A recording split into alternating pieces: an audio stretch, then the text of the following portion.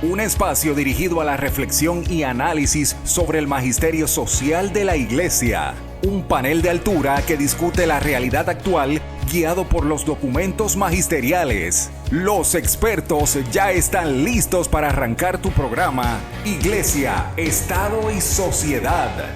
Saludos, bienvenidos a otra edición más de Iglesia, Estado y Sociedad, este espacio del Instituto de la Doctrina Social de la Iglesia, en donde semana tras semana discutimos con ustedes distintos temas relacionados con nuestra vida como pueblo, temas sobre los cuales la doctrina social de la Iglesia tiene algo que decir y que son de interés también para nuestra, ¿verdad? Para nuestro pueblo, para nuestra sociedad y para la Iglesia. Y en el día de hoy no es la excepción. Vamos a retomar hoy una discusión de un tema que ya hemos atendido en el pasado, y es el tema de la salud en Puerto Rico. Recordarán que hace varios programas atrás estuvimos conversando y estuvimos analizando la carta pastoral que publicaron los obispos en Puerto Rico sobre precisamente el tema de la crisis en el sistema de salud en Puerto Rico. Y hoy nos acompaña, además de mi fiel compañero de todas las semanas, Fernando Pacheco, a quien le doy las gracias por estar aquí. Fernando. Un saludo cordial, gracias Israel y gracias a los invitados y sobre todo al público que nos acompaña, siempre trayéndole unos temas muy importantes de interés, sobre todo trayéndole esa información de los especialistas que conocen los temas a cabalidad para nosotros tener esas herramientas para actuar al día a día. Así que muchas gracias. Y como les decía, además de Fernando, nos acompaña hoy en el programa el doctor Héctor Rivera González. Él es el presidente de la Fundación Pro Derecho a la Salud. ¿Lo dije bien, doctor? Correcto. Muy bien. Un saludo al público y muchas gracias por invitarme al programa, y esperamos sacar el mejor provecho educativo a la sociedad y al pueblo de Puerto Rico sobre este tema que tanto nos está importando y afectando a los intereses sociales. Así mismo es, y el tema que vamos a continuar la discusión en la mañana de hoy es el tema de la crisis en el sistema de salud de Puerto Rico, pero lo que nos interesa hoy es que conozcamos cuál es la crisis, pero sobre todo que veamos cómo es que esta crisis nos afecta en nuestro día a día. Y yo voy inmediatamente a dar un testimonio personal. En la mañana de hoy yo no he podido estar allí presente en el estudio porque tengo a mi hija mayor enferma. Está con un ataque de gastritis. El pediatra nos dijo que necesitaba ver una gastroenteróloga pediátrica o un gastroenterólogo pediátrico, y comenzamos a hacer la gestión, y cuando logramos conseguir un gastroenterólogo pediátrico que estuviera aceptando casos nuevos, nos dieron la cita para el 4 de agosto. Wow. Así que estoy en este momento viviendo en carne propia lo que es esta crisis en el sistema de salud, ¿verdad? Y doctor, ustedes de la fundación, que sé que han estado trabajando con bastante ahínco, ¿verdad? En distintas iniciativas, que cuando hablamos de esta crisis en el sistema de salud que tiene múltiples factores, ¿cómo usted le describiría a nuestro público? ¿Cuál es la situación actual? ¿Qué es lo que estamos viviendo? ¿Qué es lo que está sucediendo con el sistema de salud en Puerto Rico? Bueno, aquí siempre, o en los últimos 50, 70 años, hemos adoptado de una forma más franca y directa el sistema salubrista norteamericano. Estados Unidos es el único de los países industrializados que tiene un sistema de salud que responde al mercado y a intereses privados. Todos los demás países industrializados, con mayor o menor intensidad, tienen un sistema de salud universal. Tienen el sistema controlado por el Estado, donde todos los ciudadanos tienen derecho a servicios de salud y donde no hay injerencia directa de intereses privados particulares, que obviamente, como es lógico, en un sistema económico de libre empresa como el que supuestamente existe. Y digo supuestamente porque lo que han imperado últimamente han sido los monopolios, y eso trae otra vertiente. Eso incapacita a la competencia de la libre empresa para establecer unos mercados favorables. Pues han llevado a que el sistema de salud abandone lo poco que tenía de consideración humanitaria sobre la ciudadanía. Entonces tenemos que un derecho sagrado, como es el derecho a la salud, que es la otra cara de la moneda del derecho a la vida, ha sido extremadamente mutilado, incumplido, y tenemos cientos y cientos, si no miles de casos de pacientes que no han recibido tratamientos básicos, simples, necesarios, que todo ser humano se merece recibir.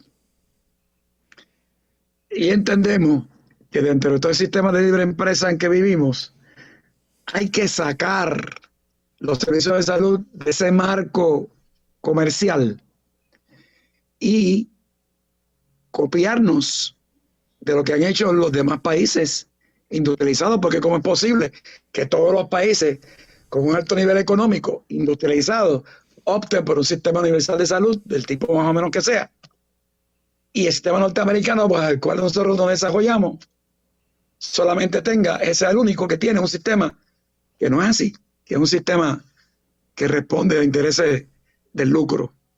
Y ya es tiempo de nosotros cambiar esa filosofía, y por eso la Fundación se está ocupando, como hacemos hoy, una vez más, de educar, estimular, impulsar y buscar las alternativas para defender ese derecho a la salud, que se defiende más efectivamente si desarrollamos y establecemos por parte del Estado de un sistema universal de salud con pagador único.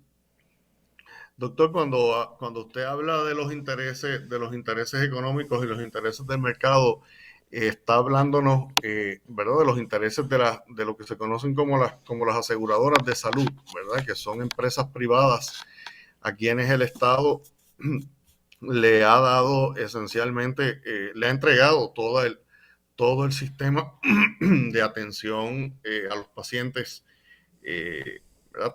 Tanto el mercado comercial, como se le llama, el mercado privado, como el plan de salud del Estado, ¿verdad?, para cubrir a los médicos indigentes, ha sido entregado en manos de aseguradoras.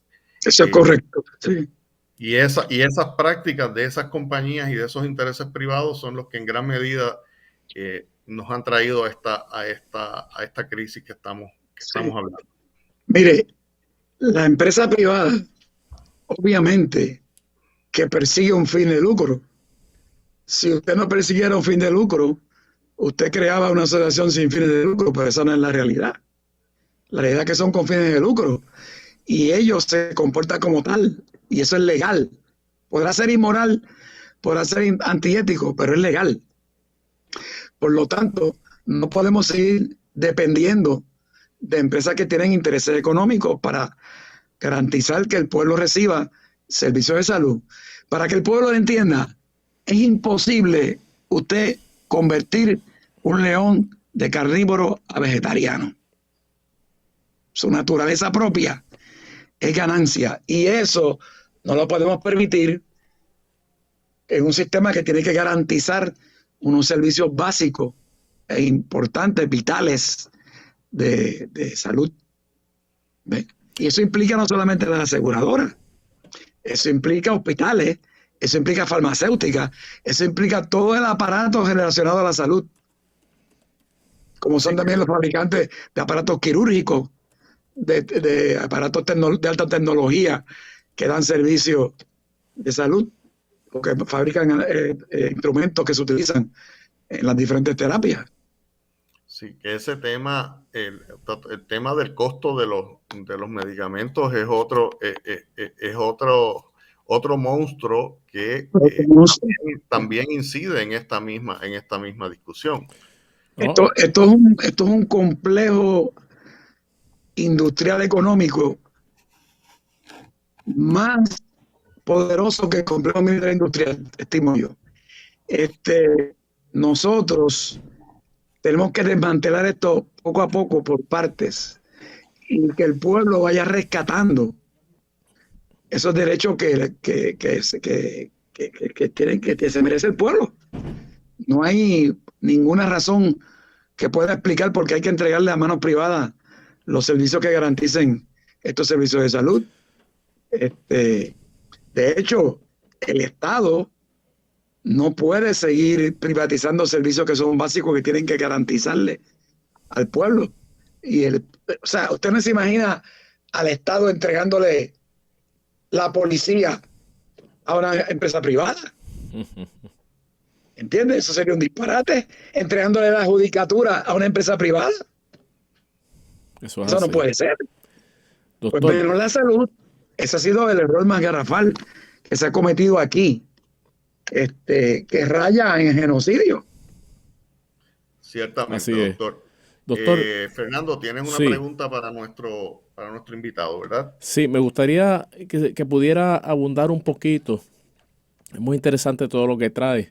Abundarle un poquito al público que nos escucha sobre estos sistemas en estos países industrializados, países modernos, países de vanguardia, donde se están implementando otros tipos de sistemas de salud diferente al de Estados Unidos y de Puerto Rico, que como usted muy bien menciona, están con el virus del capitalismo salvaje. Entonces, pues tristemente, el cuidado, o sea, la razón de ser del sistema de salud, pues ya deja de ser el cuidado y la prolongación de la vida y de la calidad de la vida de todos los ciudadanos y entonces el interés principal es la ganancia, tristemente. Eso es algo que no lo despinta a nadie. Entonces quisiera que nos abundara de alguno de estos sistemas que tal vez en Puerto Rico pudiéramos implementar. Sí, mire, los Estados Unidos son el país que por mucho, pero por mucho, el país que más gasta en servicios de salud, pero por mucho. El segundo, que llega en segundo lugar, está bien alejado de él. Sin embargo, cuando se miden los parámetros de salud, ocupa, si no me equivoco, el puesto número 14 o 16 comparado con otros países. ¿Cómo es posible que se gaste tanto y tanto y tanto dinero en servicios de salud y el nivel de salud de la ciudadanía sea tan pobre? Tan pobre. Eso quiere decir que obviamente está la injerencia ahí del lucro en los servicios, y eso es lo que determina que se gasta tanto dinero, que ese dinero no va a servicios de salud, sino que va a los bolsillos de los inversionistas. Yo le quiero expresar, y en este caso me refiero a los empresarios y los comerciantes, que lo más que le conviene al empresario es tener un empleado saludable. Que lo más que le conviene al empresario es que uno de los renglones que más aumenta y más gastos tiene el empresario son los seguros de salud que tiene que pagarle muchas veces a los empleados. Si tuviéramos un sistema universal de salud en Puerto Rico, esos gastos de los empresarios y los dueños de corporaciones y negocios en el área de la salud se verían reducidos a un mínimo y se economizaría un montón de dinero y fuera para ellos ventajoso desde el punto de vista económico, aparte de ser ventajoso desde el punto de vista de respetar el derecho a la salud de sus empleados, como ciudadanos que son de este país. Todos estos países industrializados están prácticamente todos por encima de los Estados Unidos, en todos los parámetros y renglones de calidad de salud, de la calidad de la salud. Alemania, Francia, Portugal. Portugal es uno de los mejores que está. Italia, España, Inglaterra, Dinamarca, todos los países nórdicos, Suecia, Finlandia, Noruega, Australia, Canadá, que es vecino, frontera con frontera de Estados Unidos. Mucha gente emigran de Estados Unidos a Canadá, cruzan la frontera para recibir servicios allá. Porque el costo está tan comercializado el servicio de la salud y el costo es tan alto en Estados Unidos que una de las principales causas de quiebra del ciudadano promedio son las deudas que adquieren cuando se enferman, que llegan a la tercera edad y se enferman. Y entonces los gastos son tan altos que terminan en quiebra, pierden propiedad de las casas, pierden todo. Doctor, le pregunto, nos habló de este sistema de Portugal, ¿verdad? Que ya he escuchado en otros momentos que es un sistema de salud bastante avanzado y eficiente. ¿Ese sistema en Portugal funciona como alguna vez funcionó aquí el llamado Plan Arbona, en donde el gobierno es dueño de las facilidades de salud y ofrece servicios directamente, o estamos hablando de que es que el gobierno se encarga de pagarle a los proveedores de salud privados por el servicio que brindan? ¿Cómo funciona? No, allí todo está controlado bajo el gobierno, bajo el Ministerio de Salud, y tiene una sección que administra eso.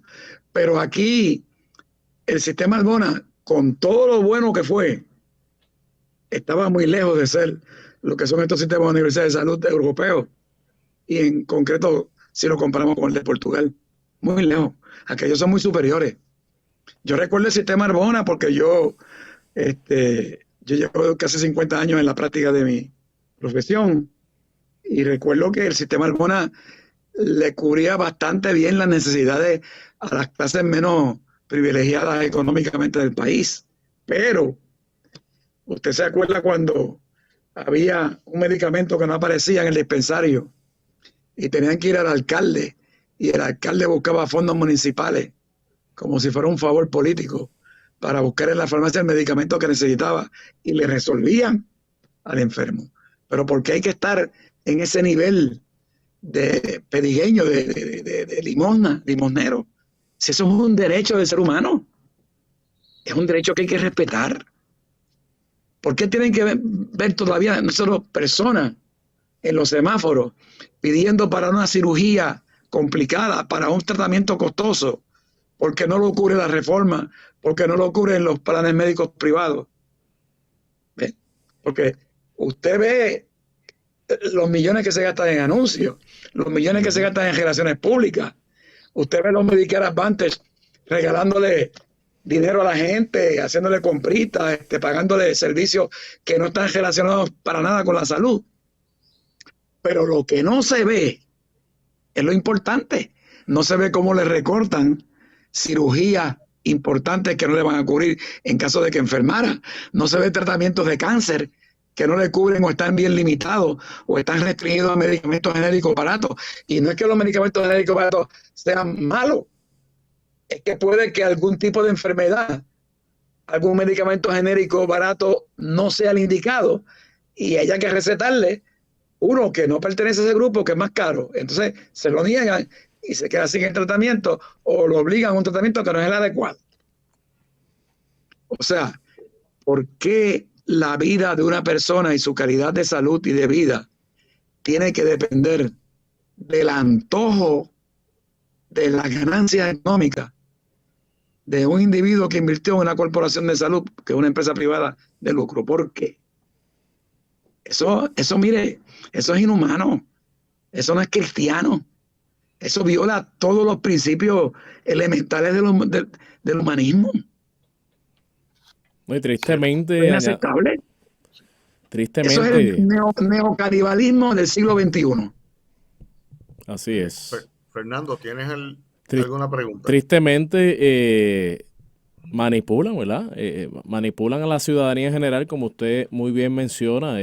Ahora, pues, sobre todo me acuerdo estos anuncios que salen a cada rato en la televisión te damos un dinerito para la compra, para la gasolina, y a quién le amarga eso, ¿no? Eso está muy, muy bien, pero como usted dice, nos quieren tomar el pelo, nos quieren hacer pasar por tontos, y a la hora de la verdad, que es para lo que uno necesita un seguro médico, de una operación costosa o de una crisis de salud, pues el plan no paga. Ahí no da lo suficiente. Ahorita recientemente, como Israel comparte su testimonio, estaba atendiendo a una persona donde me estaba explicando, entre otras situaciones, que no había podido asistir a su trabajo porque tenía una crisis de salud, no había podido adquirir el medicamento correspondiente. Así que también esa otra situación, los medicamentos correspondientes, pues no aparecen, como menciona el doctor, o si aparecen, pues son demasiado costosos. Entonces, en cuanto a ese particular, doctor, me gustaría si pudiera abundar un poco a nuestra ciudadanía sobre cómo podemos ir desmantelando este sistema para un bienestar común en nuestros actos del día a día, en nuestras situaciones. ¿Cómo podemos ir teniendo esos actos afirmativos? Fernando y doctor, Sí. esa pregunta es sumamente importante y estamos próximos a tener que irnos a la pausa y no quiero tener que detener la discusión. Así que vamos a la pausa y en breve regresamos y continuamos esta conversación en Iglesia, Estado y Sociedad. Iglesia, Estado y Sociedad.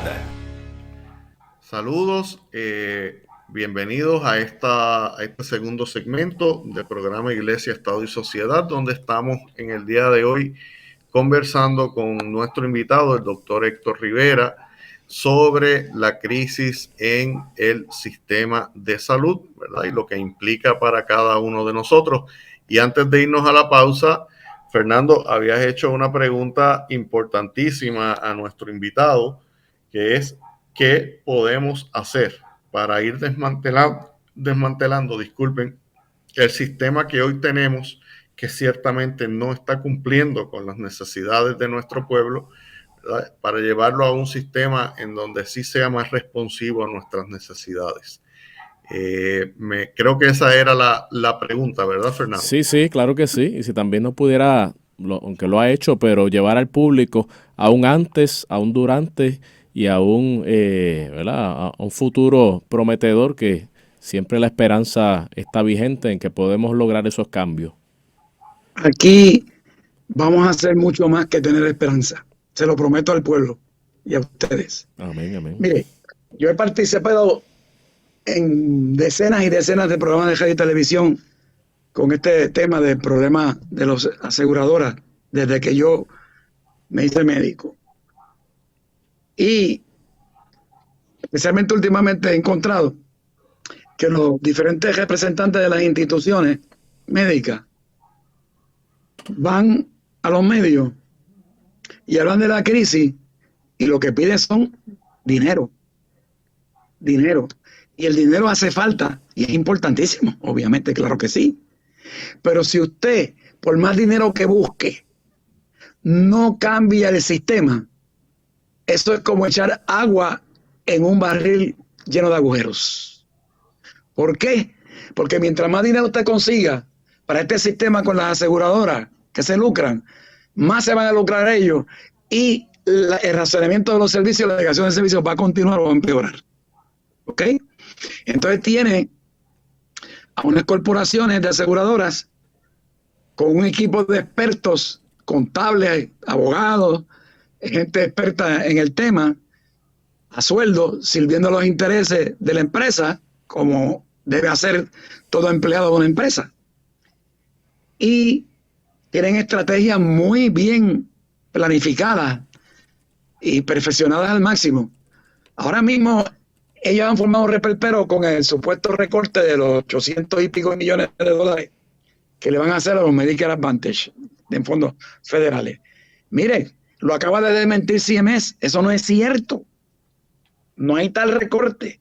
Lo que pasa que ellos saben que CMS ha investigado y ha encontrado que hay un patrón de sobrefacturación. Cuando ellos comparan las estadísticas de la facturación en Puerto Rico con otros lugares en Estados Unidos, encuentran que hay una exageración en que los enfermos cardíacos de aquí están muchísimo más enfermos que los enfermos cardíacos del continente. y que los enfermos de diabetes de aquí están mucho más complicados y mucho más enfermos que los pacientes del continente. Y si bien eso puede ser cierto hasta cierto límite, la verdad es que en el estudio se demostró que está súper exagerado.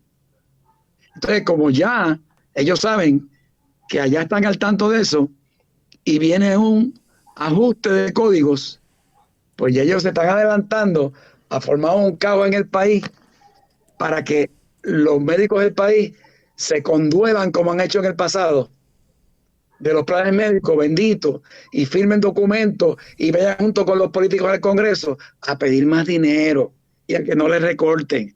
Pero nadie se preocupa ni nadie ha hecho una gestión seria y contundente para cambiar el problema principal, y el problema principal es la estructura y la filosofía del sistema. Esto no puede seguir siendo un sistema que le da la libertad de lucro a las instituciones que lo operan para que se harten los bolsillos como le da la gana. Eso no puede ser, no puede seguir, ya eso no tolera más. Si usted coge los miles de millones que se han ganado las aseguradoras en estos 20 y pico de años que llevan por la libre haciendo lo que le da la gana con los servicios de salud en Puerto Rico, usted se va a dar cuenta que ahí está la explicación de gran parte de la deuda de este país. La embrolla que tiene este país que está en quiebra se debe principalmente a los servicios estos de salud desmedidos y los gastos desmedidos.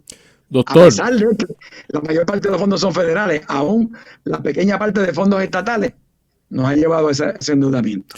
Doctor, ¿y usted nos puede dar un ejemplo clásico de lo que sería una sobrefacturación?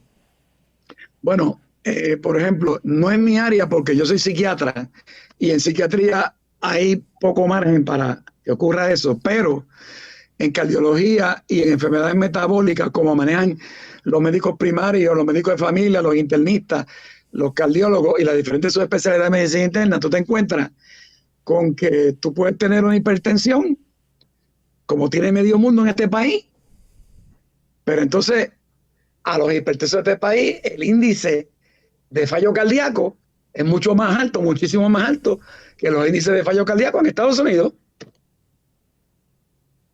Tú tienes a personas con diabetes y los índices en Puerto Rico de neuropatía por diabetes son muchísimo más altos que en Estados Unidos.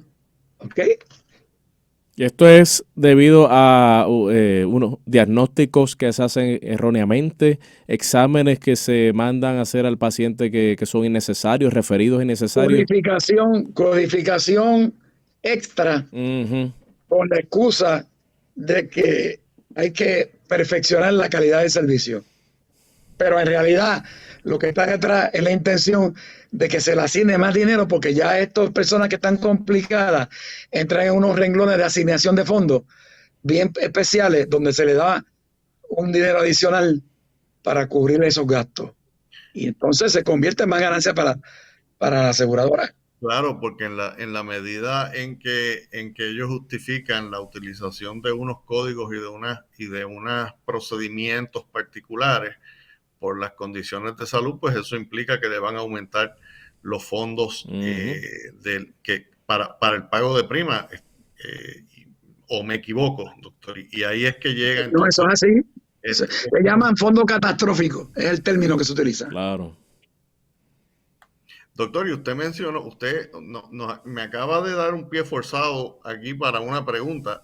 Hemos estado hablando de salud física, pero salud mental, esa es otra crisis en sí misma. Bueno, salud mental tradicionalmente ha sido el patito feo de la medicina, donde la asignación y la atención más pobre de recursos se da en ese área, tradicionalmente.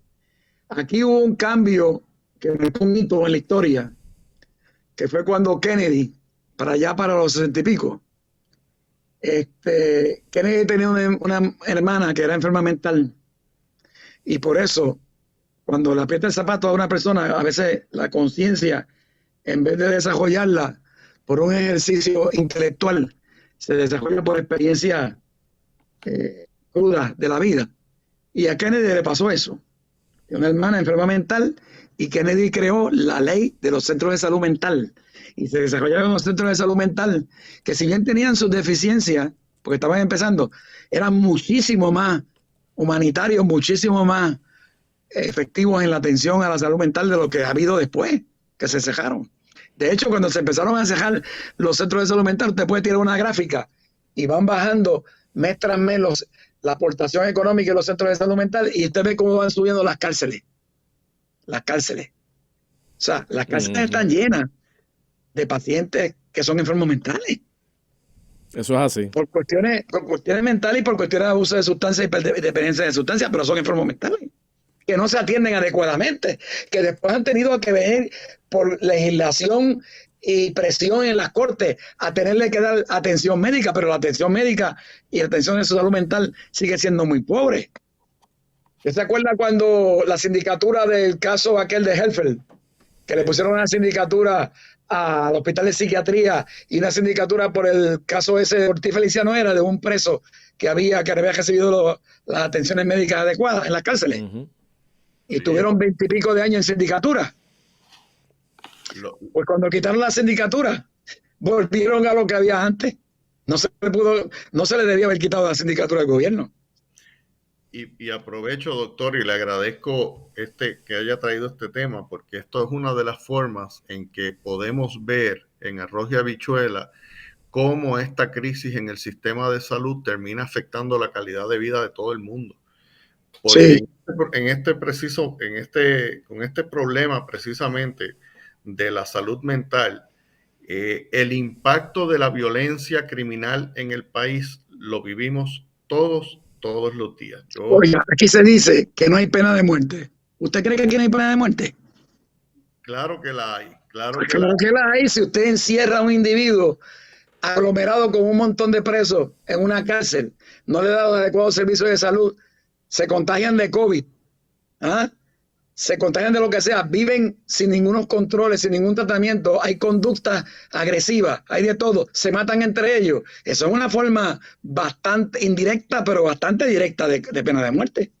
Claro que sí, y los puertorriqueños que vivimos asustados en salir de nuestras casas en gran medida. Yo creo que en el país ya no hay un lugar en donde esto no sea un sentimiento común de ahorita iba, bueno, el aumento de licencias de armas. Se ha aumentado la cantidad de armas en los últimos 3 o 4 años, mucho más que los 15 años anteriores. No, y eso es preocupante. Eso es preocupante, sobre todo esa relación de mayor adquisición de armas es preocupante si lo relacionamos con la crisis de salud mental, con la crisis de manejar nuestras emociones, ¿no? Que como dicen en la calle, la gente prende de medio maniguetazo y una discusión se puede tornar en un asesinato. Mire, aquí la policía y los bomberos son prácticamente casi los únicos empleados gubernamentales que se van por el fondo y siguen cobrando el cheque íntegro. Entonces, ¿cuál es la dinámica? Pues venía un policía y le dice al supervisor que se siente mal, que está mal de los nervios, que tiene que irse por el fondo. Lo mandan por el fondo y no solamente le dejan el cheque íntegro, le dejan el arma reglamentaria. Y usted tiene un paciente que es altamente probable que sea un paciente de salud mental, sea cierto o no, porque esté simulando o no esté simulando, que tiene un arma estatal y el Estado tiene una responsabilidad porque el arma es estatal y se la deja. En el fondo no trabaja como policía, no rinde el servicio que tiene que rendir, el Estado está gastando un montón de millones de dólares en esos policías que están en el Fondo de Seguridad del Estado y se van a trabajar a escondidas como guardias de seguridad privados. Y esa es la explicación por qué la policía de Puerto Rico estaba haciendo un acto de presencia en tal número tan alto en la protesta de la golondrina, allá en Aguadilla. Y por qué la policía estatal no controlaba a los guardias de seguridad privados, porque eran ellos mismos, sus compañeros, que están haciendo ese trabajo. Y el que se meta a controlar de la policía a un guardia de seguridad sabe que se va a quedar sin el beneficio que puede obtener en algún momento dado. porque todo el mundo está pendiente a buscar el truco del beneficio Y eso explica hasta cierto punto, no es la explicación absoluta, pero hasta cierto punto, esa dinámica de lo que pasó allí. ¿Por qué no se investigan a los policías? ¿Por qué no se investigan a los guardias de seguridad? ¿Y por qué los guardias están allí? En vez de proteger a los manifestantes, están para proteger a los guardias de seguridad del individuo que está violando las leyes. Sí, y que esta crisis tiene unas raíces muy profundas, ¿verdad? Yo ahorita quería terminar una explicación, y perdóname que lo interrumpa, escúcheme, pero tengo que terminar. Sí, no, cómo no. Le explicaba ahorita de lo de la televisión y la radio que vamos y las organizaciones van a pedir dinero. Y ninguna se preocupa por cambiar la estructura. No quieren cambiar la estructura porque no quieren pisar callos. Y si nosotros queremos un cambio, hacer justicia social, tenemos que pisar callos. Tenemos que actuar con firmeza. Eso es así. ¿Ok? Tenemos que actuar con firmeza. Y hay que buscar. Yo estoy impulsando esta fundación, no porque va principalmente dirigida a los compañeros míos profesionales salubristas, porque a los profesionales salubristas es difícil moverlo para protestar y reclamar estos derechos. Y no solamente eso, si se movieran, los políticos no le van a hacer caso por lo que significan en términos de número. Y como nosotros no nos podemos ir a la huelga porque el FTC, Federal Trade Commission, ya nos cayó encima una vez como colegio médico y nos multó con un montón de cientos de miles de dólares, no podemos irnos a la huelga porque nos aplican la ley de monopolio. Pues yo estoy haciendo la fundación porque yo entiendo que quien verdaderamente tiene el problema y que más le afecta y que más se puede beneficiar del cambio es el pueblo.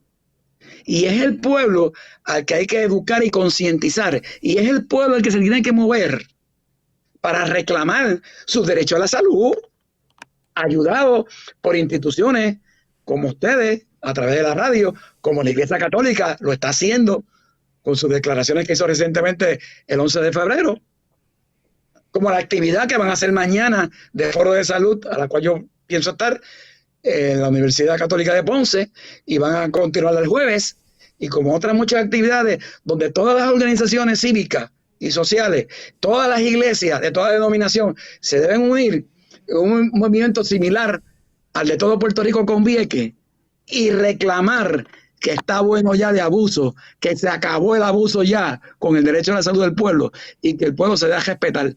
Pero uno puede tener derechos escritos en la Constitución y no los tiene si no los ejerce y no los reclama. El pueblo tiene que levantarse a reclamarlo. Y fíjese, doctor, ahorita usted mencionó algo que vale la pena recalcar. Y es, usted mencionó que a los empresarios de Puerto Rico les conviene, ¿verdad?, tener un empleado saludable. Y eso es muy cierto. Y muchas veces perdemos de perspectiva el impacto económico que un problema de salud en la familia de un empleado puede tener, bien en términos de su productividad, bien sea porque una condición de su padre o su madre se descontrola, ¿verdad? O del mismo, sí. O de un familiar, sí. O de un hijo, ¿verdad? Un empleado saludable va a faltar menos, va a producir más. Claro. Y si es un sistema universal de salud, la aportación patronal al seguro va a ser mucho menor. Claro. O sea, eso es un win-to-win. Eso no tiene falta, eso no tiene escapatoria de ningún lado. Ciertamente. Fernando, ¿tienes alguna pregunta, algún comentario? Sí, básicamente hay unas últimas exhortaciones al público, doctor, y sobre todo cómo la ciudadanía puede involucrarse con la Fundación Pro Derechos a la Salud. Bueno, nosotros somos un grupo de gente con plena conciencia, profunda conciencia del problema, lo cual le da a entender que no podemos ser muchos, porque en este país hace falta mucho trabajo educativo para que la gente tome conciencia, porque la gente toma conciencia, como digo ahorita, de dos formas. Cuando se le presenta el problema de frente, que es la forma más fácil de hacerse consciente, o cuando se educa le mete un ejercicio cognoscitivo al problema, hace lógica y termina en una conclusión clara y diáfana de dónde está el problema, hay que ir a la teología del problema para conocer el problema y resolverlo. Y eso es lo que tenemos que hacer. Eso es lo que tenemos que hacer. Y nosotros estamos uniendo organizaciones. Yo he estado hablando he pedido audiencia con el obispo de Ponce. Mañana espero verlo en la actividad que hay en la Universidad Católica de Ponce a las 10:30 de la mañana. Lo digo aquí en el programa como un anuncio de ustedes mismos para que la gente vaya, porque es abierto al público y se orienten y se empiece un movimiento y se empiece a tomar conciencia, porque la gente sabe que tiene problemas, la gente sabe que tiene que venir un cambio, pero la gente muchas veces no entiende dónde está el problema, de dónde viene el problema, quién crea el problema y qué es lo que hay que hacer para resolverlo. Y esa es la labor de nosotros en términos educativos. Y llamamos a organizaciones religiosas de toda índole, cívicas de toda índole, privadas incluso. Y cuando tengamos un movimiento con una capacidad amplia y fuerte, usted verá cómo los políticos van a querer venir a participar, como pasó con el movimiento de Vieques. Pero los políticos irán en la tercera fila. En la primera fila va la causa. Y en la segunda fila vamos todos los demás, porque aquí no puede haber protagonismo de nadie. Aquí el protagonista es el derecho a la salud. Ciertamente, de esta crisis, si no es con un fuerte contenido de activismo comunitario, pues difícilmente podamos salir de ella. Así que esperemos que programas como este y otros esfuerzos que está haciendo la Fundación y otros grupos en Puerto Rico, rindan el fruto que todos esperamos que rindan. Se nos ha terminado el tiempo, lamentablemente. Déjame decir algo antes de despedirnos. No ha existido en los últimos 50 o 70 años una coyuntura histórica como la presente. Este es el momento, con la crisis que hay, para cambio. Las crisis te ofrecen oportunidades. Tú puedes con una crisis mejorar o empeorar. Y este es el momento para mejorar la situación. Yo invito a todas las organizaciones y a todos los que nos están escuchando y a todo el pueblo a que estén pendientes a esto, se unan y apoyen a toda aquella organización, a todo aquel movimiento que les reclame el derecho a la salud y un sistema universal de salud. Muchas gracias, doctor, y gracias por a ustedes. Sacar de este rato y de su apretada agenda para estar aquí con nosotros. Nos vamos, yo creo que todos con la asignación que yo siempre digo al final del programa, nos vamos con la asignación de seguirnos educando en este tema y de continuar apoyando de manera activa y uniéndonos a todos estos esfuerzos que de una u otra manera se están llevando en el país. Sin más, sin tiempo adicional, me toca despedir el programa. Fernando, gracias por estar aquí con nosotros. Doctor, gracias. Muchas gracias por la oportunidad. Los espero mañana a las 10:30 de la mañana en el Teatro de la Universidad Católica de Ponce. Libre de costo. Sí, libre de costo y abierto al público. Sin más, los esperamos la próxima semana en otra edición más de Iglesia, Estado y Sociedad. Que tengan muy buen día. Iglesia, Estado y Sociedad es una producción del Instituto de Doctrina Social de la Iglesia de la Pontificia Universidad Católica de Puerto Rico. Tienes una cita la próxima semana a esta misma hora, porque el análisis y la reflexión continúan. Iglesia, Estado y Sociedad, una producción de la Pontificia Universidad Católica de Puerto Rico.